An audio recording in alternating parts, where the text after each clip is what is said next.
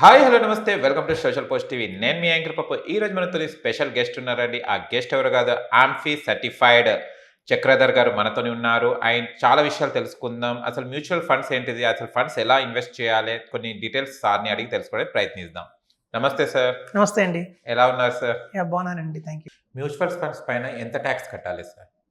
ఇది మంచి క్వశ్చన్ అండి. యాక్చువల్గా ఏంటంటే చాలా మంచి క్వశ్చన్. మాకు వచ్చే ఆదాయం మీద మనం ట్యాక్స్ అని కట్టాల్సి వస్తుంది అనేది మంచి డౌట్ ఉంటుంది. ఇప్పుడు చూడండి, మనం కనుక ₹1,00,000 ఇన్వెస్ట్మెంట్ చేసాము మార్కెట్లో, ఒక 1 ఇయర్ లోపు తను తీసిస్తే దాన్ని short term capital gain tax అంటారు. 1 ఇయర్ కనుక దాటి మనం ఇన్వెస్ట్మెంట్ చేస్తే దాన్ని long term capital gain tax అంటారు. ఇప్పుడు చూడండి, short term capital gain tax చూస్తే మీకు 15% అనేది ఉందండి. అంటే మనం ₹1,00,000 పెట్టాము, మనకి ఒక 6 months తర్వాత ఏదైనా అవసరం వచ్చింది తీసేసుకున్నాం అనుకోండి, ఆ రోజు దాన్ని ఎంత ఉంది దాని వాల్యూ చూస్తారు. అది 1,10,000 ఉందనుకోండి, మీకు ఆ 10,000 అనేది ప్రాఫిట్. ఆ 10,000లో 15% కట్టాలి, అంటే 1,500 మనం ట్యాక్స్ కట్టాలి. అది లాంగ్ టర్మ్కి విషయానికి వస్తే 366 days మనం ఆగినా కూడా, అంటే 1 year ఆగి ప్లస్ 1 day ఉన్నా కూడా దాన్ని లాంగ్ టర్మ్ కింద కన్సిడర్ చేస్తారు. దానికి ఎలా ఉంటుందంటే 10% ట్యాక్స్ ఉంటుంది. అది కూడా ఎప్పుడు అంటే మనకు వచ్చిన 1 lakh ప్రాఫిట్ పైన మనం కట్టాలి. ఇప్పుడు చూడండి, మనం ₹1,00,000 ఇన్వెస్ట్ చేసామనుకోండి, మనకు 1,80,000 వచ్చింది. ఆ 80,000 మీద మనం ట్యాక్స్ కట్టక్కర్లేదు, ఎందుకంటే 80,000 ₹1,00,000 ఉంది కాబట్టి. మనం ఎప్పుడైతే 1 lakh పెట్టి అది 1,02,20,000 అయిందనుకోండి, అక్కడ మన ప్రాఫిట్ ఎంత వచ్చిందంటే 1,20,000 వచ్చింది. ఆ 1,20,000లో ₹1,00,000 దాకా మనం ట్యాక్స్ కట్టక్కర్లేదు, అది ట్యాక్స్ ఫ్రీయే. ఆ పైన ఉన్న 20,000లో మాత్రం 10% కట్టాలి, అంటే కేవలం 2,000 ట్యాక్స్ పడుతుంది. సో అది కూడా టీడీఎస్ చేయరండి. మనం రిటర్న్స్ ఫైల్ చేస్తున్నప్పుడు మనం చూపించి కట్టడమే తప్ప వాళ్ళుగా టీడీఎస్ చేయరు. సో 1 year లోపైతే short term capital gain tax 15%, 1 year దాటి కనుక మనం ఉంచితే 10% ట్యాక్స్ కట్టాలి. ఆ 10% కూడా 1 lakh ప్రాఫిట్ దాటిన తర్వాత. అండ్ ఇప్పుడు మ్యూచువల్ ఫండ్స్లో ఇప్పుడు ఒకవేళ అప్ అండ్ డౌన్స్ అయినా కూడా ఎవరిని సంప్రదించాలి సార్? ఏజెంట్స్ ఉంటారా ఏంటిది అసలు ఇది? అడ్వైజరీ అండి. ఇప్పుడు చూడండి, పెద్దానికి ఒక కారణం అనేది ఉంటుంది. ఇప్పుడు మనం రీసెంట్గా చూస్తే ప్రతి ఒక్క కొన్ని మ్యాచెస్ గెలుస్తుంటాం. రీసెంట్గా మనం క్రికెట్ తీసుకుందాం, కొన్ని మ్యాచ్లు గెలిచాం, కొన్ని మ్యాచ్లు ఓడిపోయాం. సో ప్రతిదానికి గెలిచడానికి ఒక కారణాలు ఉంటాయి, ఎందుకు గెలిచాము అని. ఓడిపోయిన దానికి కారణాలు ఉంటాయి, ఎందుకు ఓడిపోయాము అని. సో ఒక అడ్వైజర్ కనుక ఉంటే కనుక మనకు గైడ్ చేస్తారు. ఒక ₹1,00,000 పెట్టాను, ఈ ₹1,00,000 చూస్తుండగానే 2,00,000 అయింది.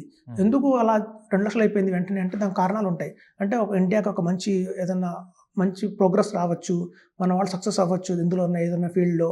అలాంటప్పుడు మనం కనిపెట్టిన మెడిసిన్ ఏదైతే ఉందో అది పాపులర్ అవ్వచ్చు.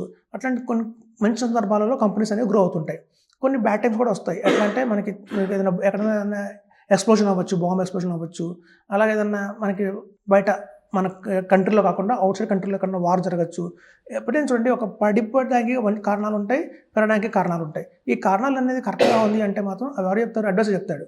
అలా పడిందంటే ఎందుకు పడింది అంటే ఒక రీజన్ అనేది, ఈ రీజన్ వల్ల మనకి క్రూడ్ ఆయిల్ పెరిగింది రేటు, అందుకని మార్కెట్లో క్రూడ్ ఆయిల్ పెరిగితే మనకి ఎక్స్పోర్ట్స్ ఇంపోర్ట్స్ మీద ఇంపాక్ట్ ఉంటుంది, కాబట్టి అట్లా ట్రాన్స్పోర్టేషన్ మీద ఇంపాక్ట్ ఉంటుంది, కాబట్టి కొంచెం పడింది మార్కెట్ అని చెప్తాం.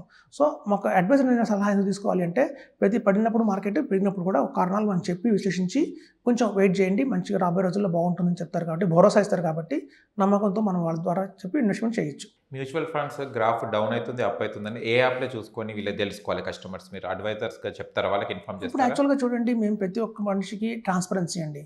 ఇందులో మొత్తం ట్రాన్స్పరెన్సీ అంటే మన కళ్ళ కట్టినట్టుగా ఉంటుంది, కనిపిస్తుంది. మేము ఇచ్చే యాప్స్ ఎలా ఉంటాయంటే, మా యాప్స్ ద్వారా వాళ్ళు ఇన్వెస్ట్మెంట్ చేసినప్పుడు వాళ్ళకి కనిపిస్తూ ఉంటుంది, వాళ్ళకి ఏ కంపెనీలో మనం ఇన్వెస్ట్మెంట్ చేసాం. కొటక్లో ఇన్వెస్ట్మెంట్ చేసామా, డిఎస్పీ బ్లాక్ రాక్లో ఇన్వెస్ట్మెంట్ చేసామా, లేకపోతే అలాగే మనకి ఈ ఆదిత్య బిర్లా, హెచ్డిఎఫ్సి ఇట్లాంటి కంపెనీస్లో ఇన్వెస్ట్మెంట్ చేస్తాం, ఎస్బీఐ ఇట్లాంటి కంపెనీస్లో ఇన్వెస్ట్మెంట్ చేస్తాం. సో వాళ్ళకి కనిపిస్తుంటుంది క్లియర్గా, వాళ్ళు పెట్టిన వాల్యూ ఇవాళ 10,000 పెట్టింది 1,500 అయిందా, క్షణం చూసుకోవచ్చు. కానీ మేము చెప్తాం క్షణం చూసుకోకండి, అది మార్పే ఉండదు. ఇయర్లీ వన్సో మంత్లీ వన్సో చూసుకోమని చెప్తాం.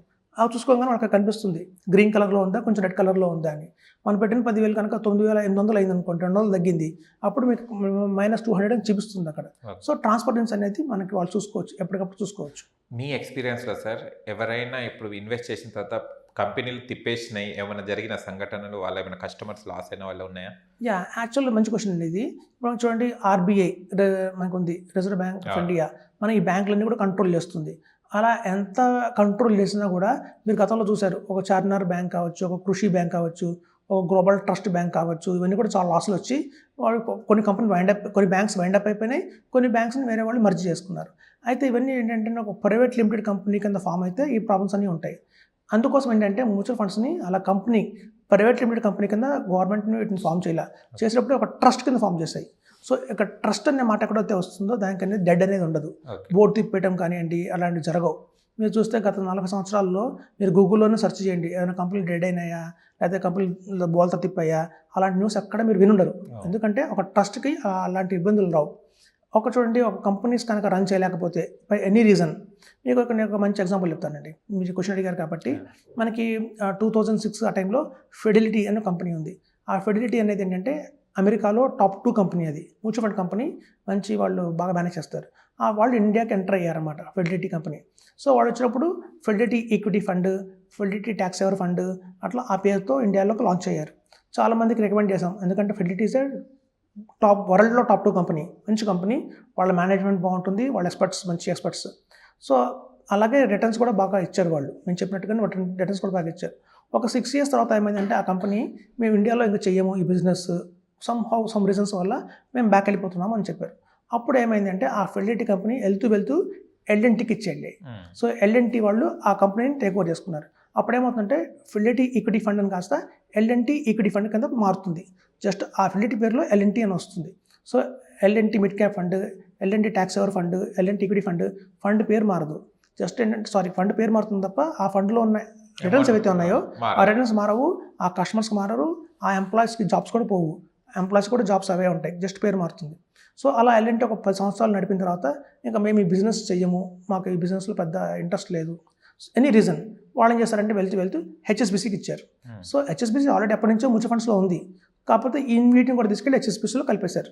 అప్పుడు మీకు ఏమవుతుందంటే ఆ ఎల్ఎన్టీ ఈక్విటీ ఫండ్ కాస్త హెచ్ఎస్బిసి ఈక్విటీ ఫండ్ కింద పేరు మారుతుంది. సో ఎప్పుడైనా ఈ కంపెనీస్ కనుక వెళ్తూ వేరే కంపెనీస్కి ఇచ్చి ఆ పోర్ట్ఫోలియోస్ మార్చి కస్టమర్స్ ఎటువంటి ఇబ్బంది కలగకుండా చేస్తాయండి. కాబట్టి ఇందులో విశ్వాసం బాగా పెట్టుకోవచ్చు. Okay sir, thank you so much. చాలా విషయాలు తెలుసుకున్నాం, మ్యూచువల్ ఫండ్స్ ఎలా ఇన్వెస్ట్ చేయాలి, ఏంటిది, ఎలాంటి క్రమంలో వెళ్ళాలి, చాలా విషయాలు చెప్పుకున్నాం. అండ్ మరీ ఇంటర్వ్యూతో కలుద్దాం సార్. థ్యాంక్ యూ అండి. చూశారు కదా ఫ్రెండ్స్, మీకు కనుక మా వీడియో నచ్చినట్టు లైక్ చేయండి, షేర్ చేయండి, కామెంట్ చేయండి, సబ్స్క్రైబ్ చేయండి ఛానల్, అక్కడ గంట సింబల్ టంగున కొట్టండి. నేను మీ యాంకర్ పప్పు. బాయ్.